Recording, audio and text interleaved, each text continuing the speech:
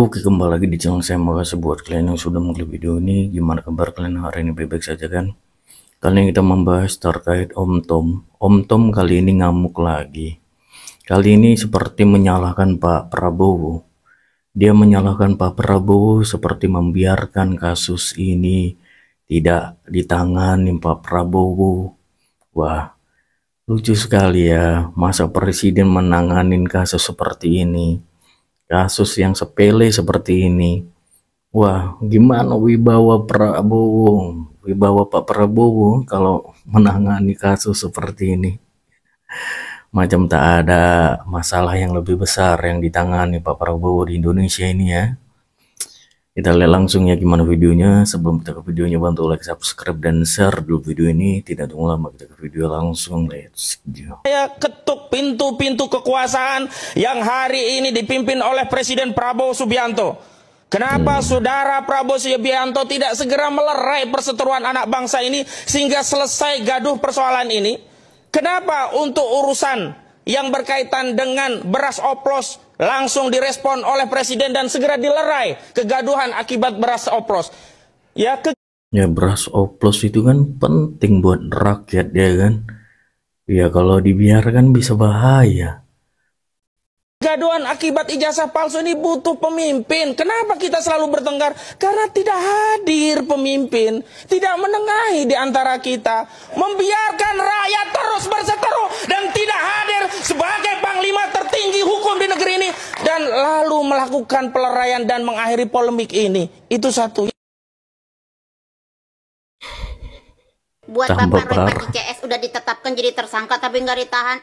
Bukan berarti Anda itu tidak bersalah. Ketawanya jangan kelebaran, ngalah-ngalahin sama emoji. Situ udah labelnya tersangka, bukan pemenang giveaway.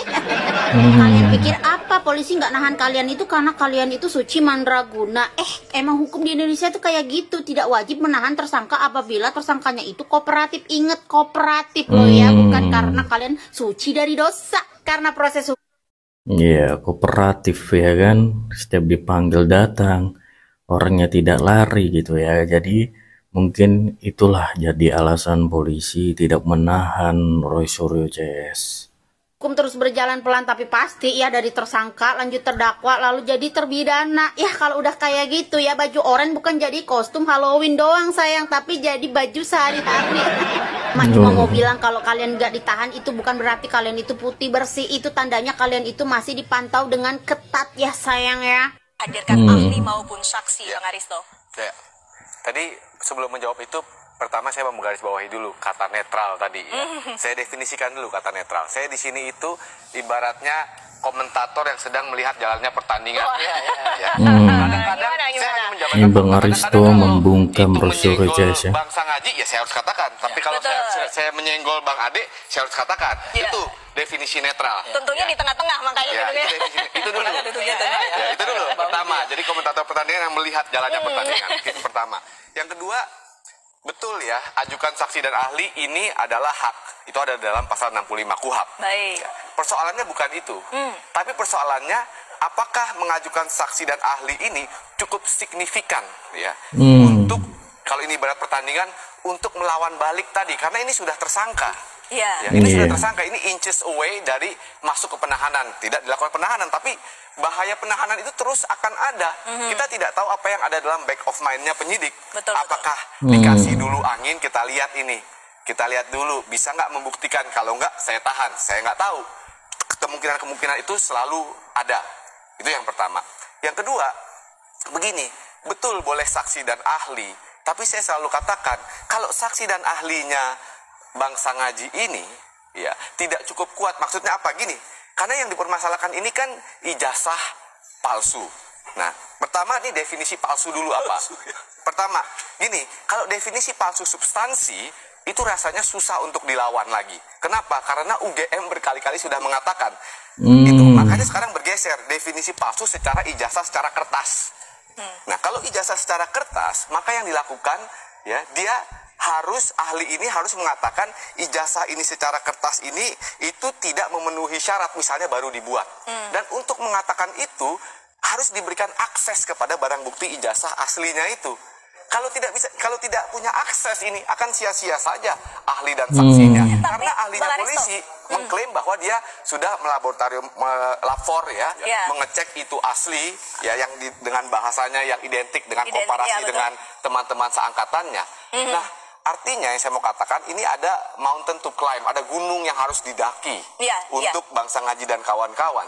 Karena pertandingan ini sekarang favoring pihaknya dari Mas Ade. Gitu, Mbak. Tapi Bang Aristo, apakah menjadi hal yang lumrah, terutama dalam penyidikan sebuah kasus yang mungkin telah dilakukan penentuan tersangka ini, untuk di saat injury time kemudian mengajukan ahli maupun saksi? Sangat umum untuk mengajukan saksi dan ahli, dan itu harus dijamin. Karena gini Mbak Windy, orang mau jadi tersangka itu adalah root of all problems, akar dari segala persoalan yang akan menimpa dirinya. Kenapa? Karena dengan jadi tersangka dia bisa ditangkap kapan aja, ditahan kapan aja, rumahnya bisa digeledah, barangnya disita dan lain-lain. Oleh karena itu undang-undang ya, logikanya dia memberikan instrumen untuk melawan, untuk membela dirinya. Tapi persoalannya instrumen di KUHP ini diberikan instrumen itu tuh masih agak basa-basi. Kenapa agak basa-basi? Karena kita lihat nggak ada kewajiban. Nanti coba ditanya Bangsa Ngaji, dikasih nggak mengajukan ahli untuk nge-lab? Tuh ya, betul. Kalau memang ahlinya tidak jelas ya sama saja, tidak bisa melawan balik ya kan. Berarti betul dibebaskannya Roy Suryo CS mungkin itu dikasih lah ya kan keringanan untuk bisa melawan balik, untuk bisa membawa ahli-ahli yang menurut Roy Suryo CS ini bisa menguntungkan mereka. Tapi itu kalau bisa, karena dari pihak UGM sudah membilang beberapa kali kalau ijazah Pak Jokowi itu asli, dan bahkan sudah dicek langsung oleh Polda Metro Jaya, Barreskrim Polri ya kan, kalau ijazahnya itu asli dan sah. Jadi harus ada ya kan ahli yang bisa melawan UGM. Kalau ahli yang bisa menunjukkan kalau UGM ini abal-abal gitu. Sebenarnya berat sekali sih, karena UGM ini kan nama besar. Nggak mungkin UGM membilang itu asli sedangkan itu palsu. Mempertaruhkan nama besar UGM ya kan. Dari situ saja pun sudah kita yakini kalau UGM itu ya memang betul ijazah Pak Jokowi itu asli gitu membilangnya ya kan.